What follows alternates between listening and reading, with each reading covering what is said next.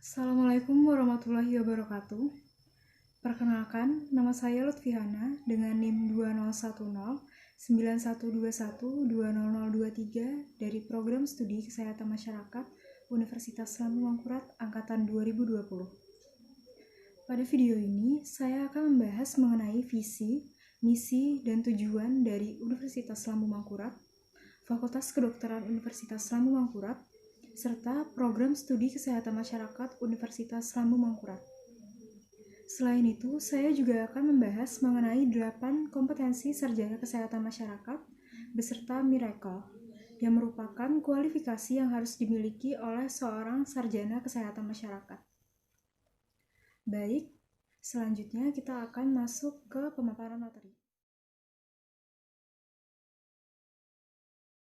Materi pertama mengenai visi, misi, dan tujuan dari Universitas Lambung Mangkurat. Visinya yaitu terwujudnya Universitas Lambung Mangkurat sebagai universitas terkemuka dan berdaya saing di bidang lingkungan lahan basah. Misi Universitas Lambung Mangkurat antara lain: yang pertama, menyelenggarakan tridharma perguruan tinggi yang berkeadilan, berkesetaraan, berkualitas, dan relevan dengan pengembangan IPTEK yang berfokus pada program unggulan lingkungan lahan basah. Yang kedua, menyelenggarakan penguatan tata kelola universitas berdasarkan tata kelola universitas yang baik atau good governance, mengembangkan kelembagaan, dan juga meningkatkan kualitas sumber daya manusia dan sarana prasarana. Yang ketiga, menyelenggarakan pendidikan yang berbasis karakter wajah sampai kaputing atau wasaka, yang berarti tetap bersemangat dan kuat bagaikan baja dari awal sampai akhir, dan juga berdaya saing internasional. Lalu yang terakhir, menyelenggarakan kerjasama dengan berbagai perguruan tinggi dalam dan luar negeri, pemerintah pusat dan daerah, dunia usaha dan industri, serta memangku kepentingan lainnya pada tingkat nasional dan internasional. Berdasarkan visi dan misi yang telah diungkapkan, maka dapat diketahui tujuan dari Universitas Lambung Mangkurat sebagai berikut. Yang pertama, terwujudnya tridharma perguruan tinggi yang berkeadilan, berkesetaraan, berkualitas, dan relevan dengan perkembangan IPTEK yang berfokus pada program unggulan pengelolaan lahan basah. Yang kedua, terwujudnya penguatan tata kelola universitas berdasarkan tata kelola yang baik atau good governance, mengembangkan kelembagaan, serta meningkatkan kualitas sumber daya manusia dan sarana prasarana. Yang ketiga, menghasilkan lulusan yang berkarakter wajah sampai kaputing atau wasaka dan memiliki kompetensi yang mampu bersaing di dunia internasional. Yang keempat, terwujudnya kerjasama dengan berbagai perguruan tinggi dalam dan luar negeri, pemerintah pusat dan daerah, dunia usaha dan industri, serta pemangku kepentingan lainnya pada tingkat nasional dan internasional.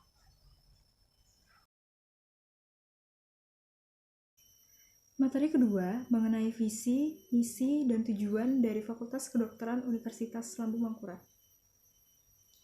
Visinya yaitu menjadi fakultas yang terkemuka dan berdaya saing dalam bidang kesehatan, terutama di lingkungan lahan basah. Misi-misinya meliputi: pertama, menyelenggarakan pendidikan dalam menghasilkan lulusan yang terkemuka dan berdaya saing dalam bidang kesehatan, terutama di lingkungan lahan basah. Kedua, menyelenggarakan penelitian yang menghasilkan IPTEK dalam bidang kesehatan, terutama di lingkungan lahan basah. Ketiga, menyelenggarakan pengabdian kepada masyarakat dan menyebarluaskan IPTEK dalam bidang kesehatan untuk meningkatkan kualitas hidup masyarakat, terutama di lingkungan lahan basah. Dan terakhir atau keempat, memantapkan tata kelola yang transparan dan akuntabel. Berikutnya tujuan Fakultas Kedokteran Universitas Lambung Mangkurat. Yang pertama, terwujudnya penyelenggaraan pendidikan kedokteran dan ilmu kesehatan yang mampu menghasilkan lulusan yang kompeten, bermoral, dan beretika, terutama dalam hal pengelolaan penyakit dan komunitas di daerah sungai dan pertambangan, sehingga mampu bersaing di tingkat nasional. Yang kedua, menghasilkan penelitian yang bermutu dan dapat dimanfaatkan untuk pengembangan ilmu pengetahuan dan pelayanan kepada masyarakat, terutama dalam mengatasi masalah pada bidang kedokteran dan kesehatan di daerah sungai dan pertambangan. Yang ketiga, terwujudnya kegiatan pengabdian masyarakat yang bermutu, konsisten, dan terarah, sehingga dapat membantu meningkatkan derajat kesehatan masyarakat, terutama pada masalah penyakit di daerah sungai dan pertambangan. Yang keempat, terwujudnya manajemen fakultas yang transparan dan akuntabel. Yang kelima, terjalinnya kerjasama regional, nasional, dan internasional di bidang pendidikan, penelitian, dan pengabdian masyarakat untuk pencapaian visi misi fakultas. Materi ketiga tentang visi, misi, dan tujuan dari program studi kesehatan masyarakat. Visinya ialah program studi kesehatan masyarakat Fakultas Kedokteran Universitas Lambung Mangkurat akan menjadi program studi yang unggul dan berdaya saing dalam penyelenggaraan Tridharma Perguruan Tinggi dalam pengembangan ilmu kesehatan masyarakat yang berorientasi pada lingkungan lahan basah pada tahun 2025. Selanjutnya, misi-misi program studi kesehatan masyarakat. 1. Menyelenggarakan program pendidikan yang berorientasi pada nilai-nilai integritas, unggul, dan terdepan di tingkat nasional dalam ilmu kesehatan masyarakat di bidang lingkungan lahan basah dengan memperhatikan isu strategis kesehatan masyarakat yang berkembang dan sesuai dengan kebutuhan pasar. 2. Menyelenggarakan penelitian berdasarkan evidence base yang bermutu tinggi, kreatif, dan inovatif dalam rangka pengembangan keilmuan kesehatan masyarakat untuk menjawab permasalahan pembangunan kesehatan khususnya di bidang lahan basah.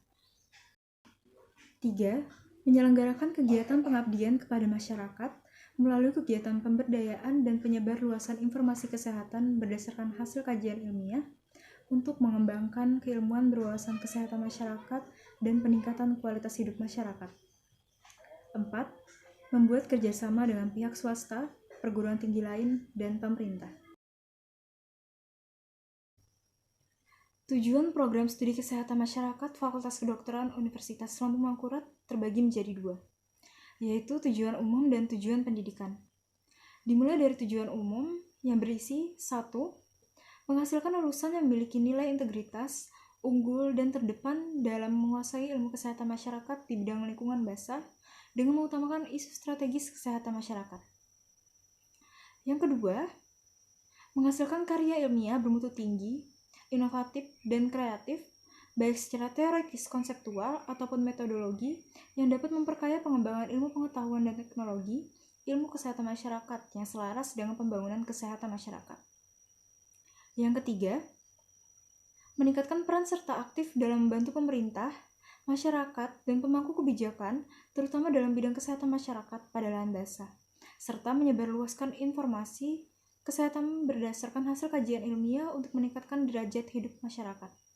Dan tujuan umum yang terakhir, menghasilkan jejaring dengan pihak swasta, perguruan tinggi lain, dan pemerintah. Lanjut ke tujuan pendidikan yang berisi 1. Melaksanakan pendidikan kesehatan masyarakat dalam suatu sistem kesehatan nasional sesuai dengan kebijaksanaan umum pemerintah yang mencakup 5 poin, berupa A. Menghayati dan memahami pembangunan di bidang kesehatan sebagai bagian dari pembangunan nasional. B. Menggunakan kaidah-kaidah ilmiah dalam rangka menerapkan kemampuan profesional untuk mengidentifikasi, menganalisis, menilai, dan menentukan prioritas permasalahan kesehatan masyarakat dengan menimbang berbagai faktor, khususnya dalam bidang perilaku, lingkungan, dan pencegahan. Poin C. Memiliki kemampuan untuk menyusun rencana, melaksanakan, mengawasi, dan melakukan penilaian upaya-upaya pelayanan kesehatan, baik yang bersifat promotif dan preventif, tanpa mengabaikan kegiatan kuratif dan rehabilitatif. Poin D. Bekerja sama dengan berbagai sektor dan disiplin ilmu dalam pembinaan, pendidikan, pelayanan, dan pembangunan kesehatan masyarakat. Dan poin yang terakhir, poin E, menunjukkan kemampuan sebagai pemimpin dan bekerja sama bersama masyarakat dalam suatu tim pembinaan dan pembangunan kesehatan masyarakat. Lalu, tujuan pendidikan yang kedua mampu bersifat proaktif, bersedia menerima, dan mampu menggunakan pengetahuan dan teknologi baru untuk membentuk dan memperkuat kepribadiannya sebagai warga negara Indonesia yang bertanggung jawab. Tujuan yang ketiga, bersikap kritis dan menunjukkan sikap terbuka terhadap cabang-cabang ilmu seperti ilmu alam, biomedik, sosial budaya, dan ekonomi, dan teknologi baru lainnya, serta menjadikan landasan pembentukan kepribadiannya sebagai ilmuwan dan profesional di bidang kesehatan masyarakat. Tujuan yang keempat, memahami dan dapat menjelaskan tahapan-tahapan perkembangan dan menguraikan dimensi-dimensi kesehatan, baik sebagai ilmuwan dan profesi kesehatan masyarakat. Dan poin yang kelima, peka dan peduli terhadap masalah-masalah kesehatan masyarakat yang kemudian ditunjukkan dengan rasa penuh tanggung jawab dan keterikatannya untuk memecahkan, menyelesaikan, dan melakukan pembinaan kesehatan kepada masyarakat. Lalu tujuan yang terakhir, mengikuti perkembangan ilmu pengetahuan dan teknologi dalam rangka meningkatkan dan mengembangkan diri dalam ilmu pengetahuan dan teknologi, khususnya ilmu kesehatan masyarakat, dengan berpedoman pada pendidikan sepanjang hayat. Materi keempat membahas 8 kompetensi sarjana kesehatan masyarakat. 8 kompetensi sarjana kesehatan masyarakat ini merupakan 8 keahlian yang harus dimiliki oleh seorang sarjana kesehatan masyarakat agar nantinya dapat menjadi ahli kesehatan masyarakat yang baik dan kompeten dalam bidangnya. 8 kompetensi sarjana kesehatan masyarakat tersebut diantaranya, yang pertama, mampu melakukan kajian dan analisis situasi. Analisis situasi merupakan kegiatan mengumpulkan dan memahami suatu informasi tentang situasi yang berguna untuk menetapkan masalah. Tujuannya sendiri adalah agar dapat memahami suatu masalah kesehatan secara jelas dan spesifik. Selain itu, juga dapat mempermudah dalam penentuan prioritas dan alternatif pemecahan masalah kesehatan. Kompetensi yang kedua yaitu mampu mengembangkan kebijakan dan perencanaan program. Terdapat 6 langkah perencanaan program, yaitu analisis situasi, penetapan prioritas, pemilihan strategi, penyusunan rencana operasional, pelaksanaan rencana, dan yang terakhir evaluasi. Selanjutnya, kompetensi sarjana kesehatan masyarakat yang ketiga, mampu berkomunikasi secara efektif. Artinya, di sini kita sebagai sarjana kesehatan masyarakat harus memiliki kemampuan public speaking yang baik. Yang mana kemampuan public speaking itu tentunya harus diasah agar menjadi lebih baik lagi. Berikut ada beberapa tips agar kita bisa makin memperbaiki atau memperlancar kemampuan public speaking kita. Yang pertama, memahami sudut pandang orang lain. Yang kedua, empati ke lawan bicara kita. Yang ketiga, active listening. Yang keempat, ketahui dulu lawan bicara kita itu seperti apa. Yang kelima, perhatikan bahasa tubuh mereka. Dan yang keenam, bersifatlah reflektif. Kompetensi keempat yaitu mampu memahami budaya setempat.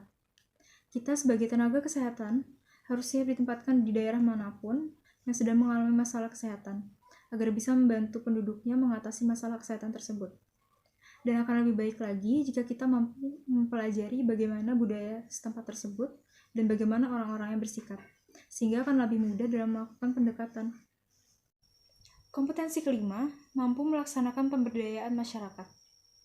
Kegiatan pemberdayaan masyarakat ini bisa dilakukan dengan berbagai cara, misalnya pelatihan, workshop, peningkatan sarana prasarana kesehatan, dan masih banyak lagi.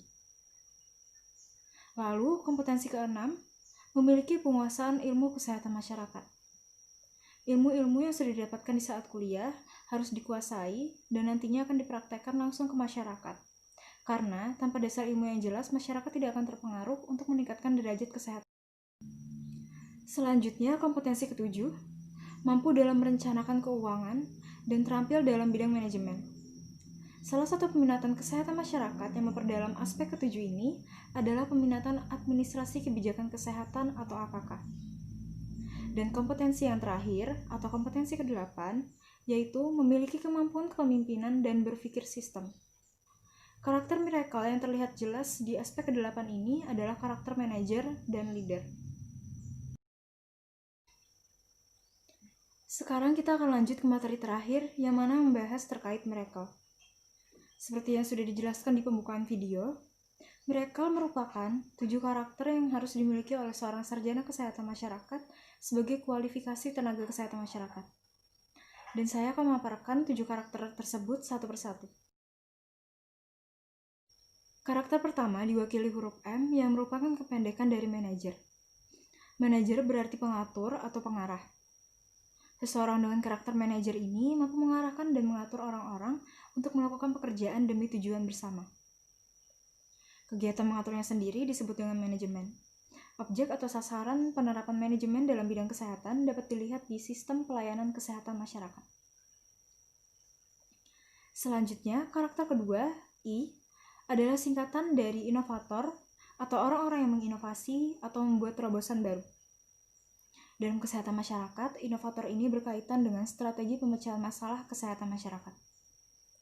Cara pemecahan masalah ini dilakukan bertahap, di antaranya dengan penentuan prioritas masalah, dilanjutkan penetapan kriteria, pemberian bobot masalah, penentuan scoring tiap masalah, dan ditutup dengan penyusunan planning of action. Lalu, karakter ketiga, huruf R, yang mewakili 2 karakter, yaitu role model atau panutan, dan researcher atau peneliti. Pada intinya, kedua karakter ini merupakan satu kesatuan, di mana karakter yang disimbolkan dengan R berarti mampu menjadi panutan dengan melakukan penelitian terkait identifikasi faktor dan penyebab penyakit, beserta cara pendekatan untuk menjaga kesehatan masyarakat. A berarti apprenticer atau pembelajar. Artinya, sarjana kesehatan masyarakat bisa bekerja sekaligus belajar dalam tim. Selain itu, sarjana kesehatan masyarakat harus bisa bekerja secara cepat sebagai orang yang terlatih. Peran ini sangat penting untuk peningkatan derajat kesehatan masyarakat melalui tindakan preventif dan dengan membahas masalah-masalah kesehatan masyarakat. Lalu, C ialah communitarian atau agen komunikasi. Sebagai agen komunikasi, sarjana kesehatan masyarakat harus mau dekat dan bersama dengan masyarakat dalam upaya perbaikan kehidupan masyarakat. Karakter keenam, leader atau pemimpin adalah orang yang mempengaruhi individu dalam kelompok untuk bekerja sama dalam mencapai tujuan bersama. Dalam konteks kesehatan masyarakat, leader ini harus mampu mempengaruhi masyarakat sebagai upaya tindakan preventif dan peningkatan derajat kesehatan masyarakat. Tindakan persuasi ini dapat dilakukan melalui berbagai jenis promosi kesehatan, baik secara langsung maupun tidak langsung. Dan karakter terakhir yang disimbolkan dengan huruf E bermakna edukator atau pendidik. Pendidik ini harus bisa menyalurkan ilmu-ilmunya tanpa bersifat menggurui, karena pendidik jugalah yang bertanggung jawab dalam mempengaruhi masyarakat untuk mendukung dan melakukan semua hal yang berkaitan dengan peningkatan derajat kesehatan melalui usaha sadar dan sistematis. Pendidik ini dituntut untuk mengubah paradigma dan perilaku negatif masyarakat menjadi perilaku yang menguntungkan bagi kesehatan. Baik, sekian dari saya. Terima kasih banyak. Wassalamualaikum warahmatullahi wabarakatuh.